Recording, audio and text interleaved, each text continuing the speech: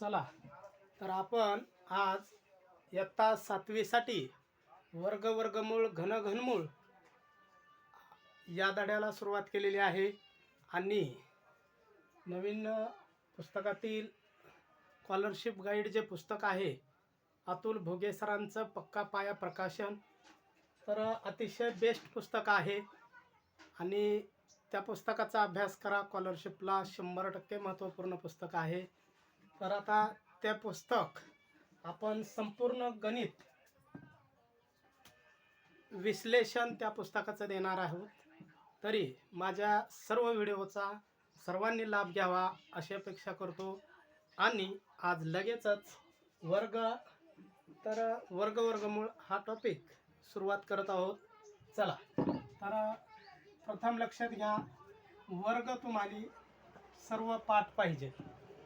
वर्ग पाठ असतील तर वर्गमूळ काढता येते, पाठ नसतील तरीही काढता येते. 10, 20, 30 असले तरी येते. तुमची कॅपॅसिटी जेवढी आहे तेवढं करा. 30 कमीत कमी पाहिजे. हां हां वर्गमूळ घनमूळ. चला तर आपण सर्वप्रथम वर्ग लिहून देतो हां, आणि नंतरच्या व्हिडिओमध्ये आपण सर्व काही स्वाध्याय जे आहेत ते उद्याच्या व्हिडिओमध्ये आपण टाकणार आहोत. तर आज फक्त वर्गमूळ घनमूळ याची काही उदाहरणं आपण बघणार आहोत. तर पहिल्यांदा वर्ग बघा. तुम्हाला वर्ग सगळे पाठ पाहिजे. 1 ते 30 वर्ग किंवा 40 वर्ग मी लिहून देतो. हां, ते पाठ करा.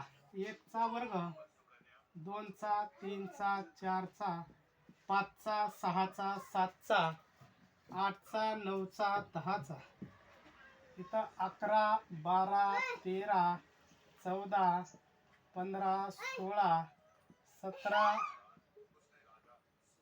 17 खाली लिहितो जरा, 18, 19, 20, इथं लिहा 21, 22, 23, 24, 25, 26, 27, 28, 29 आणि 30.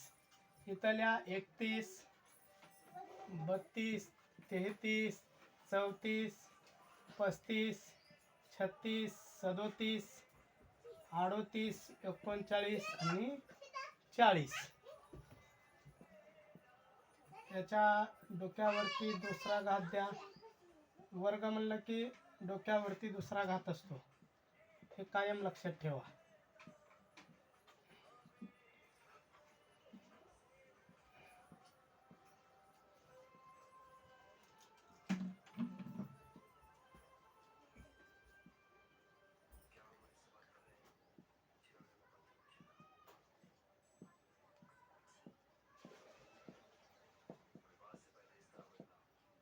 वर्ग म्हणजे कोणत्याही संख्येचा 2 वेळा गुणाकार केला त्याच संख्येचा 2 वेळा गुणाकार म्हणजे काय असतो?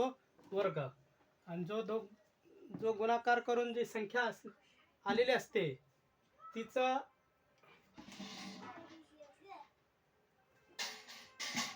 ज्या संख्येचा आपण वर्ग केला होता ती संख्या म्हणजे वर्गमूळ असते. हां, वर्ग संख्येचं. ठीक आहे. तर आता लक्षात घ्या बघा, 1 चा वर्ग 1 आहे, 2 चा 4, 3 चा 9, 4 चा 16, 5 चा 25, 6 चा 36, 7 चा 49, 8 चा 64, 9 चा 81, 10 चा 100.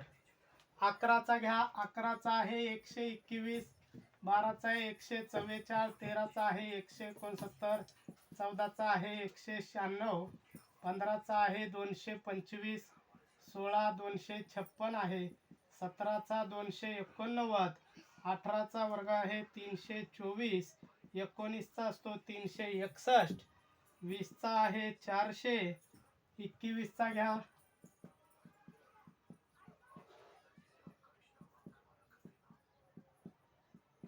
21 चा 441, 22 चा आहे 484, 23 चा आहे 500, 29, 24चा आहे 576, 25चा आहे 625, 26चा आहे 676, 27चा आहे 729, 28चा आहे 841, सॉरी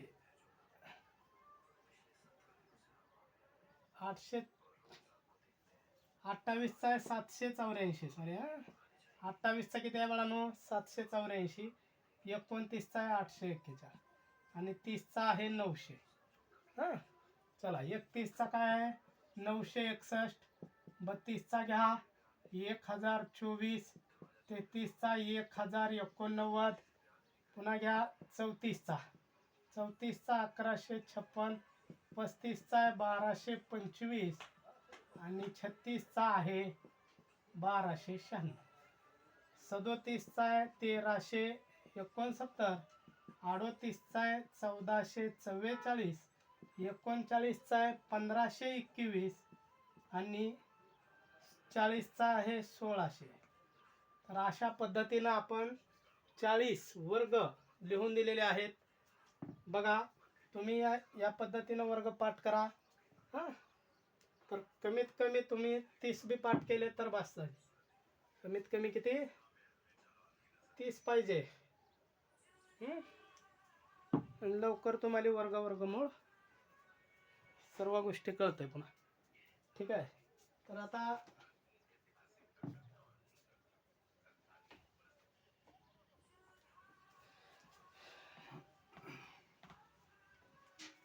याच्यामध्ये आपण स्वाध्याय घेणार आहोत. ठीक नाही. याचे नियम तर तुम्हाला सांगितले. हां याचे नियम माहीत आहेत तुम्हाला सर्वांना सांगितलेले आहेत. वर्ग संख्येच्या इकडे लक्ष द्या. वर्ग संख्येच्या एकच स्थानी हा नियम लक्षात ठेवायचा. एकक स्थानी 2, 3, 7, 8 हे अंक कधीही येत नसतात. कधीही येत नसतात. काय म्हणालो बाळा हे अंक कधीही येत नसतात. पुन्हा दुसरं काय तर समजा एकक स्थानी 5 असेल, एकक स्थानी 5 असेल तर दशक स्थानी तिने हाक मारली. दशक स्थानी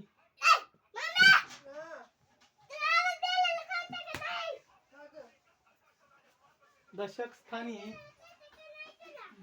2 असतोच. हे लक्षात ठेवायचं असतोच. हां पुन्हा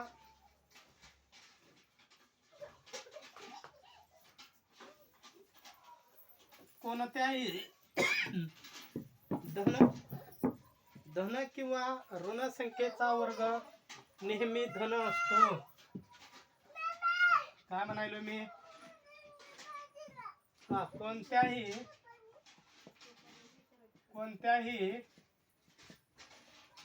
धन किंवा ऋण संख्येचा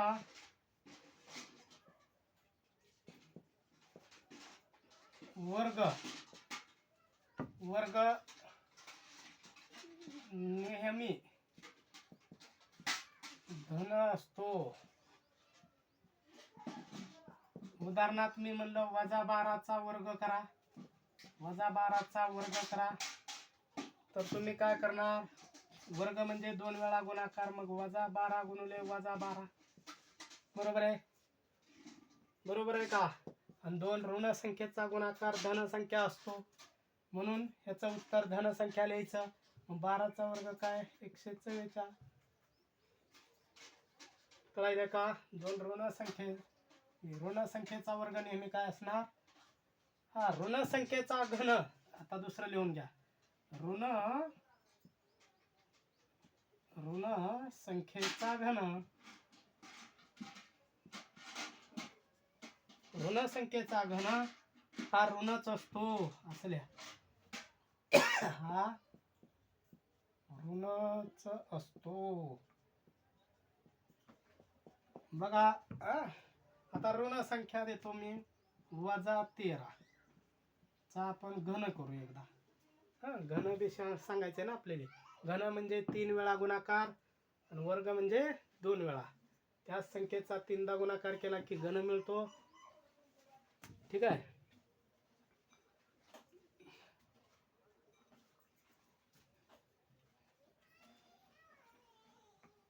आता बघा, आता ह्याचा घन करायचा म्हणजे तुम्ही 3 वेळा लिहिणार गुणाकार रूपात, गुणुले -13. आलं का रे बाळांनो? मग आता काय करणार तुम्ही? गुणाकार करणार. याचा गुणाकार याचा गुणाकार यायला लागला 1331. पण इथं चिन्ह किती आले बघायचं. ऋण चिन्हाची संख्या सम असेल तर उत्तर धन लिहित असते.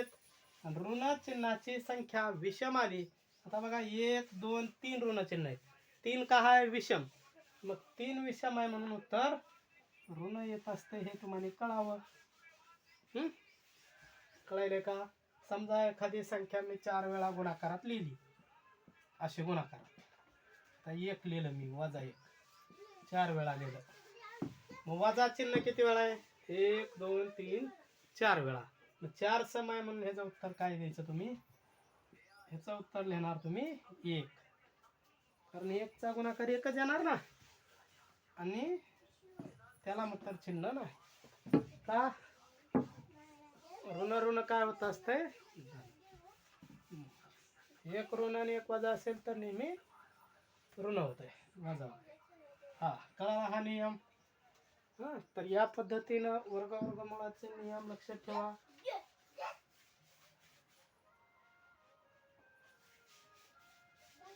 अपूर्णांक संख्येचा वर्ग करताना समजा ही अपूर्णांक संख्या 5/7 याचा वर्ग सांगितला तुम्हाला, तर काय करायचं? कंसाचा घात हा प्रत्येक पदाचा घात असतो म्हणून 5चा बी वर्ग करायचा, 7चा बी वर्ग करायचा. मग 5चा वर्ग 25, 7चा वर्ग 49. तर या प्रश्नाचं उत्तर आलं 25/49. पुन्हा ह्याच्यामध्ये काय अजून महत्वाचं?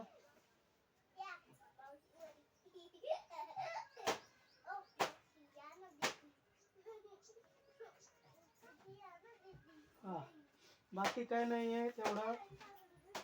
तर आपण जो हा स्वाध्याय आहे, स्वाध्याय उद्याच्याला मी अपलोड करणार आहे. उद्याच्या व्हिडिओमध्ये तुम्हाला वर्ग कसे काढायचे, सगळ्या पद्धती, घन, वर्ग, वर्गमूळ, घन आणि घनमूळ सर्व काही शिकवलं जाणार आहे. आणि तर स्वाध्याय अपलोड करतो, ऑफलाईन बॅचमध्ये सर्व काही शिकवलं जाणार आहे. तर सगळीच माहिती याच्यावर देणार आहे, सर्व गणित सॉल्व करून देणार आहे. ठीक आहे. आता बेसिक तुम्हाला थोडंफार येत असावं. सर्व तुम्हाला शिकवत राहायचं म्हणल्यावर आता वेळ नाही. ठीक आहे. तर सर्व स्वाध्यायाचं आपण सर्व स्वाध्याय अपलोड करणार आहोत आणि लाईव्ह घेणार आहे. त्याच्यामुळं काही ताण नाही. तुम्हाला जे प्रश्न असतील, शंका असतील, उत्तर समजलं नाही ते विचारायचं. सर्व प्रश्नाचं तुम्हाला इथं स्पष्टीकरण मिळणार. त्यासाठी आपलं चॅनल सबस्क्राईब करायचं, सर्वांनी लाईक करायचं व्हिडिओला, आणि हा व्हिडिओ कसा झाला याबद्दल सर्वांनी कमेंट करायची.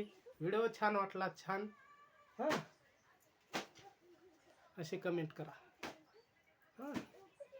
तर सर्वांना इथे क्लास संपलेला आहे.